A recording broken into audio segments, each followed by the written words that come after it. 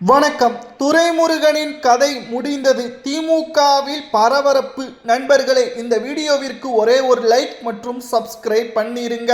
திமுகவின் மூத்த நிர்வாகிகளிலும் மூத்த தலைவர்களிலும் ஒருவராக திகழக்கூடிய துரைமுருகன் அவர்கள் காட்பாடி தொகுதியில் நடந்து முடிந்த சட்டசபை தேர்தலில் 3வது இடத்தில் தள்ளப்பட்டுள்ளார். மேலும் அரசியலில் இனியும் துரைமுருகன் பயணிக்க தேவையில்லை. உடல்நலை குறைவின் காரணமாக அரசியலில் அவரால் முழுமையாக செயல்பட முடியாது. வயது மூப்பின் காரணமாக தற்பொழுது அவர் வகித்து வரக்கூடிய திமுகவின் பொதுச் செயலாளர் பதவியிலிருந்து தானாக அவர் ராஜினாமா செய்ய வேண்டும் என்று திமுகவின் தலைவர் ஸ்டாலின் அவர்கள் கூறியுள்ளார் என்ற தகவல் கிடைக்கப்பெற்றுள்ளது. கிட்டத்தட்ட திராவிட முன்னேற்ற கழகத்தின் மிக முக்கியமான ஒரு தலைவராக, நிர்வாகியாக கலைஞர் காலத்திலிருந்து தற்பொழுது உதயநிதி அவர்களது காலம் வரையும் பயணித்த துரைமுருகன் அவர்கள் காட்பாடி தொகுதியில் தமிழக வெற்றி கழகத்தின் வேட்பாளரால் தோற்கடிக்கப்பட்டு 3வது இடத்திற்கு தள்ளப்பட்டுள்ளார். இவர் மீது பல வழக்குகளும் தற்பொழுது நிலுவையில் இருக்கிறது. மணல் கொள்ளை வழக்குகள் 2006ஆம் ஆண்டிலிருந்தே இவர் மீது பல வழக்குகள் இருக்கிறது. அதிகாரம் இல்லை என்றால் இவரை எப்ப வேண்டுமானாலும் அதிகாரிகள், அமலாக்கத்துறை அதிகாரிகள் கைது செய்வார்கள் என்ற காரணத்தினால்தான் சாதாரண எம்எல்ஏவாக இருந்தால் கூட நிச்சயமாக தன்னை காப்பாற்றிக் கொள்ளலாம் என்றுதான் தொடர்ச்சியாக இவர் காட்பாடி தொகுதியில் போட்டியிட்டு வெற்றியடைந்தார், தன்னை பாதுகாத்தும் கொண்டார். ஆனால் இப்பொழுது நிச்சயம் அவரது பதவியும் பறிபோகிவிட்டது. எம்எல்ஏ பதவியில் தோல்வி தழுவியதன் காரணமாக திமுகவின் பொதுச் செயலாளராக மட்டும்தான் அவருக்கு பதவி இருக்கிறது. மேலும் ஸ்டாலின் அவர்கள் தற்பொழுது இருக்கக்கூடிய அரசியல் இளம் தலைமுறைகளுக்கான அரசியல் உதயநிதி வர்சஸ் விஜய் என்று மாறிவிட்டது. இனி எதிர்கால அரசியலில் மூத்த நிர்வாகிகள் அரசியலின் ஆலோசகர்களாக செயல்பட்டாலே போதுமானது. ஏற்கனவே துரைமுருகன் உடல்நிலை குறைவின் காரணமாக சிங்கப்பூர் போன்ற மருத்துவமனைகளில் அனுமதிக்கப்பட்டுத்தான் அவர் நீர்வளத்துறை அமைச்சராக கவனக்குறைவின் காரணமாக செயல்பட்டார் என்ற குற்றச்சாட்டுகளை வைத்து எதிர்க்கட்சியினர்கள் விமர்சனம் செய்து காட்பாடி தொகுதியில் துரைமுருகனை தோற்கடித்ததும் குறிப்பிடத்தக்கது.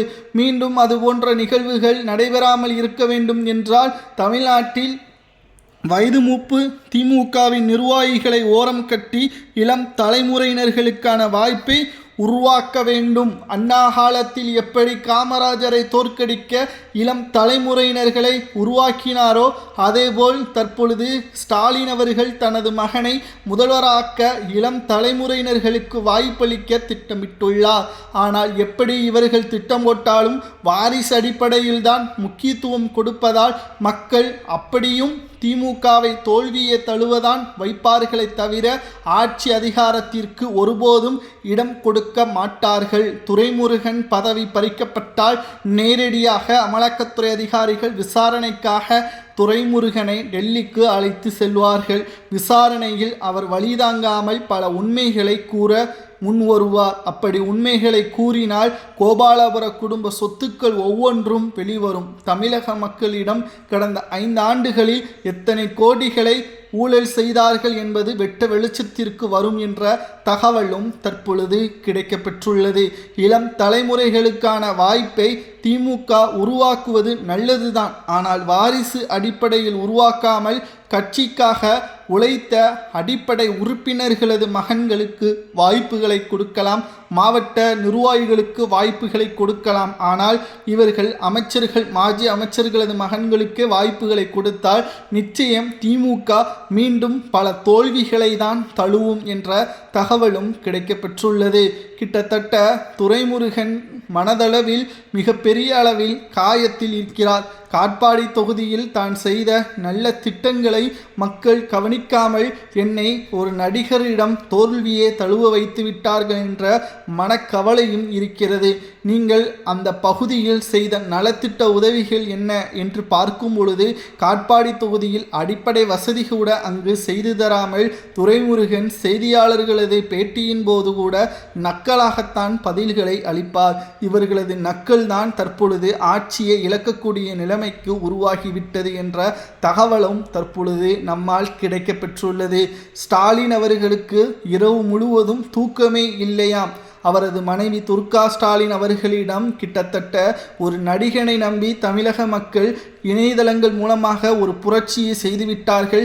என்னால் இது நம்பவே முடியவில்லை. கலைஞரால், எனது தந்தையால் முடியாததை நான் சாதித்து காட்ட இரவும் பகலுமாக உழைத்தேன். 2வது முறை வெற்றி என்றால் அது வரலாற்று வெற்றி. இந்தியாவை திரும்பி பார்க்கும் அளவிற்கு தொடர்ச்சியாக 2வது முறை வெற்றியடைந்த பெருமையும் வரலாற்றில் இடம் பிடித்து வரலாம் என்று நினைத்திருந்தேன். ஆனால் விஜய் அவர்கள் குறுக்கே வந்து முதல்வர் பதவியை தட்டி தூக்கிவிட்டார் என்று கண்ணீருடன் தற்பொழுது பேசியுள்ளதாகவும் தகவல்கள் கிடைக்கப்பெற்றுள்ளது. உதயநிதி அவர்கள் இனி முதல்வராக வருவதற்கு வாய்ப்பே இல்லை. ஸ்டாலின் அவர்களுக்கு தற்பொழுது வயது 76. இன்னும் 5 ஆண்டுகள் ஆனால் அவருக்கு 81 வயது ஆகிவிடும்.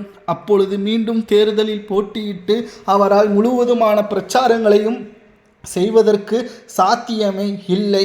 மேலும் துரைமுருகனுக்கு எப்படி வயது மூப்பின் காரணமாக ஓய்வை கொடுக்க முன்வந்தாரோ ஸ்டாலின், அதேபோல் ஸ்டாலினுக்கும் வயது மூப்பின் காரணமாக ஓய்வு வழங்கப்பட்டால் நிச்சயம் உதயநிதி அவர்கள் சரியான தலைமையை ஏற்படுத்த முடியாமல் கனிமொழி அவர்களது கைக்கு திமுகவின் தலைமை செல்வதற்கும் வாய்ப்புகள் அதிகமாகவே இருக்கிறது.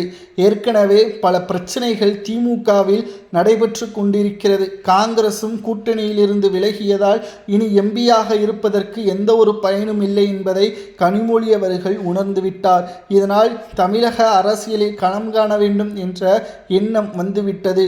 தேவைப்பட்டால் நடைபெறக்கூடிய 5 சட்டமன்ற இடைத்தேர்தலில் போட்டியிட்டு எதிர்க்கட்சி தலைவராக கனிமொழி அவர்கள் உருவெடுப்பார் என்ற தகவலும் சமூக வலைதளங்களில் கூறப்படுகிறது. நிச்சயம் உதயநிதியை விட கனிமொழி அவர்கள் மிகவும் சிறப்பான ஆளுமையான ஒரு எதிர்க்கட்சியா தலைவராக செயல்படுவார் என்பதில் நல்ல தகவல்களும் சமூக மத்தியில் கூறப்படுகிறது. விஜய் அவர்கள் நிச்சயமாக தமிழக மக்களுக்கு சில நல்ல திட்டங்களை கடந்த 23 நாட்களாக செய்து வருகிறார். இந்த 23 நாட்களில் கூட திமுக கடுமையான கோபத்திலும் திமுக அதிர்ச்சியிலும் இருக்கிறது. இது போன்ற நல்ல விஷயங்களில் ஈடுபட்டால் தமிழக மக்கள் தொடர்ச்சியாக விஜய் அவர்களுக்குத்தான் ஆதரவுகளை தருவார்கள். ஸ்டாலின் அவர்கள் தற்பொழுது மனதில் நினைப்பது துரைமுருகனின் நிலைமை நமக்கு வந்துவிடக்கூடாது. அவரது வயது மூப்பின் காரணமாக ஓரம் கட்டப்பட்ட நிலையில் தற்பொழுது முதல்வராக என்னால் முடியாத நிலையில் தன்னையும் ஓரம் கட்டி வீட்டில் வைத்து விடுவார்கள் என்ற அச்சமும் தமிழக மக்கள் திமுகவை முழுவதுமாக புறக்கணித்து விட்டார்கள் என்ற செய்தியும் ஸ்டாலினுக்கு கிடைத்ததன் காரணமாகத்தான் அதிர்ச்சியில் இருக்கிறார். நண்பர்களே, இதை பற்றி உங்களது கருத்துக்களை மறக்காமல் கமெண்ட் வாயிலாக கூறுங்கள். நன்றி, வணக்கம்.